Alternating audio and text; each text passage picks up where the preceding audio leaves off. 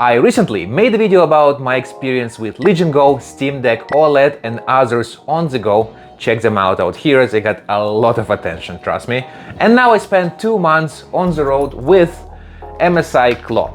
So this is why I wish I would skip it, at least for now. Roman does consumer tips. Hey, it's been a while since I posted anything. I've been out and about. And if this is the first time we meet, my name is Roman, and on this channel we concentrate on the user experience of gadgets because very often big tech companies try to satisfy our hardware cravings with juicy specs, while completely neglect ergonomics and functionality. So if you enjoyed our content, please do everyone a favor by clicking those shiny subscribe and thumbs up buttons so that others can find this great video in the endless void of YouTube.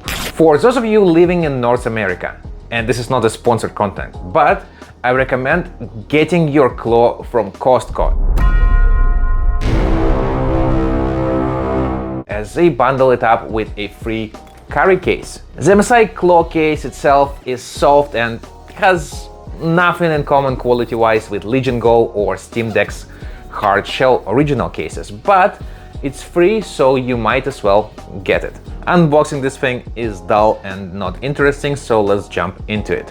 Now, the console itself has a very strong resemblance of a Steam Deck and ROG Ally. Perhaps a little shorter than Steam Deck as it lacks touchpads, but a bit wider than ROG Ally with a very similar Xbox controller layout. In fact, it looks nearly identical to ROG Ally on the facade. On the back side, we only got 2 additional keys, which is not too shabby when everyone else has 4. I guess they copied ROG Ally here too. What you will also notice on the back is how well MSI CLAW is ventilated. The backplate is simply made of a mesh, yet somehow it manages to overheat once in a while when you play graphic-intensive games on max settings while being plugged in.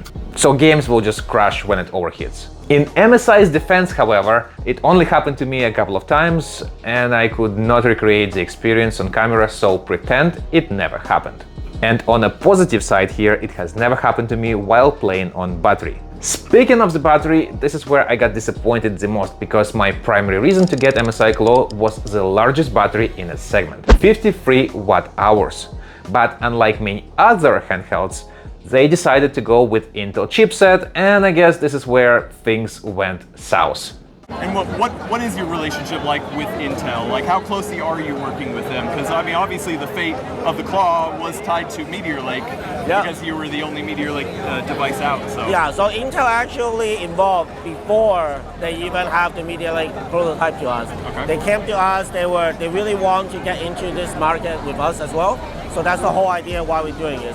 So my average battery life on super battery saving mode is like this: around 3 hours of Death Stranding with everything turned off, and around 1.5 to 2 hours of Fortnite. And keep in mind, super battery saving mode means you play at the lowest settings, which is 20 TDP.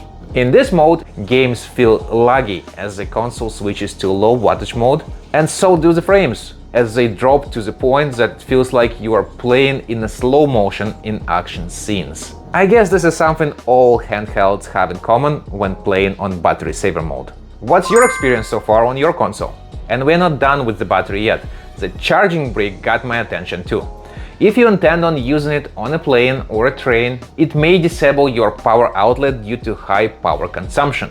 And that's literally what happened to me on this flight. Thank God I had Nintendo Switch handy with its 7-hour battery life. So on the way back, I used my laptop's 45-watt brick and battery saver settings to make it work the entire 7-hour flight.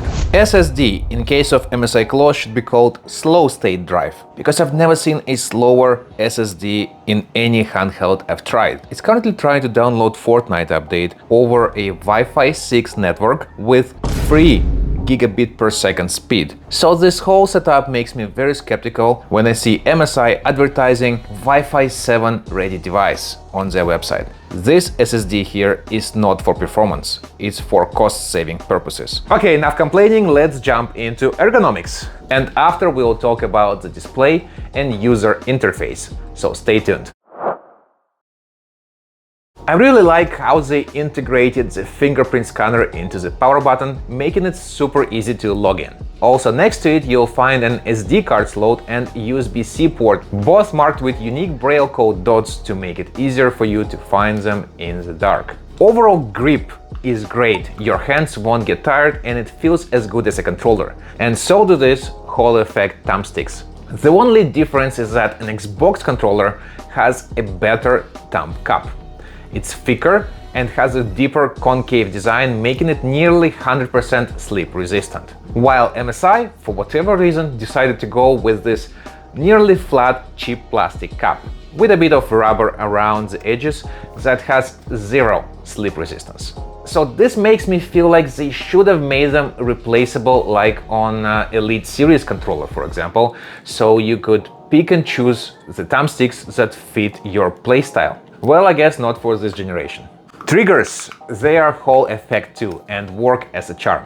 Them bumpers, however, do need some work. On any controller today, you can activate your bumpers equally well from any point. On MSI CLAW, again, for whatever reason, they were not able to do that. In fact, if you have long fingers, you will have hard time using bumpers, as these are not pressable at the top here. What a fudge, MSI! While the rest on the outside works as intended.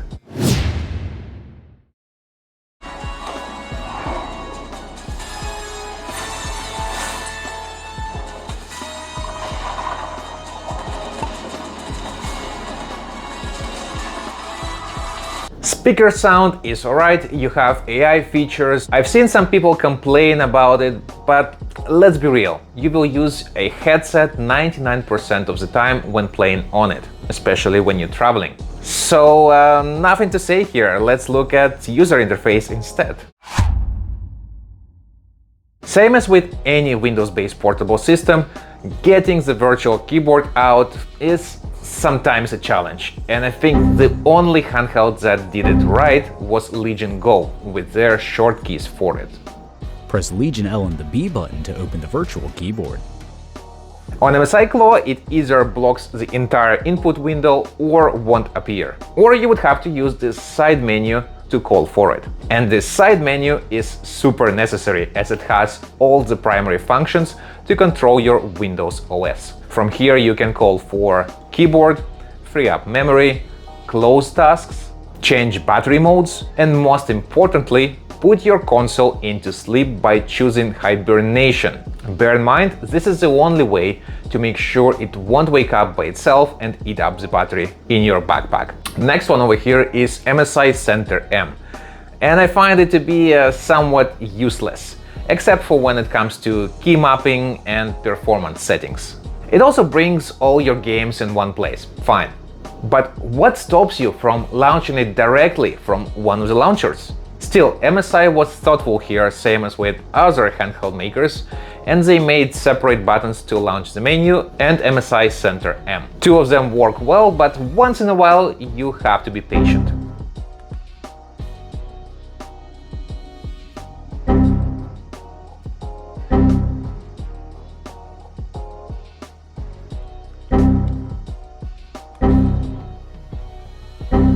And the rest, well, it's Windows 11, what do you expect? The same one you get on your laptop and desktop. So you have to do updates for MSI bloatware and Windows separately, something other competitors have solved already with One-Stop Update Center. In fact, it's 3 different places because you also have to update Intel software separately. Is there any options for AMD versions? Not right now. Not right now. The whole reason is because Intel helped us quite a bit on making this, better and everything like that. So we are not aiming to go to like AMD yet. Now let's talk about this centerpiece, the 7-inch IPS FHD 120 FPS display. And it was rather a disappointment as well, especially after you've used Legion Go or even Nintendo Switch OLED. Put them side by side with MSI CLAW and you'll see the difference. It feels dull, you can see it's a low resolution FHD display, but it does the job just fine. And after seeing its thick bezel for the first time, I could predict with 100% probability Gen 2 MSI CLAW will have a proper display to fill all that space. This is what they did with Nintendo Switch back in the day, and this is what they announced like literally months after releasing MSI CLAW 1. Yeah, so behind us we have the MSI CLAW. What is the new? It's the CLAW 8 AI Plus. The 8 AI Plus. I'm going to assume the 8 is because it's an 8-inch screen. Yeah, so the 8 is a screen, and then the AI Plus because it's a Copilot Plus device. And so I was right. When you see all of that next to Legion Go and practically at the same price, you start realizing that MSI CLAW was at least 1 year late to the party, and they knew that when they put it together. They just had to release it to be out there in the market without thinking about you as a customer. What other upgrades have you made for this device from what you learned from the original CLAW? So we changed a lot. Like for example, we read the forums, people were complaining about the bumper. So we changed it. Squishy. Completely changed the bumper. Really? Okay. We even changed the joystick a little bit. It's still Hall effect, but like the curvedness of the top has changed a little bit because of all the input. So we listen. Okay. Yeah. Awesome. And obviously performance is definitely one of the things. We learned a lot from the first version, and now we're going to change a lot. Like we will launch with better drivers and everything as well. So as any mega corporation, no wonder when chocolate has hit the fans, MSI started moving fast and already promised brand new versions with fixed bumpers, 2 USB ports, 8-inch displays, Lunar Lake chipset that's told to have up to 50% more GPU power than the current model. Though it's still Intel chipset, I wonder if playtime is gonna improve. Wink wink. Yeah. And hold your hats. 80 watt-hour batteries. Yep, just like ROG Ally X, which was announced just recently. They plan all of it for CLAW 7 or 8 release. And only God knows when that's gonna happen. You can watch full interview by going through the links in the description or pinned comment. And while you are there, let me know if you got MSI CLAW already and if I missed anything. If you are still deciding for or against it, then what are you comparing it to and why? Let's chat. When it comes to me, my conclusion is simple. For the price and value, I think Legion Go has it better.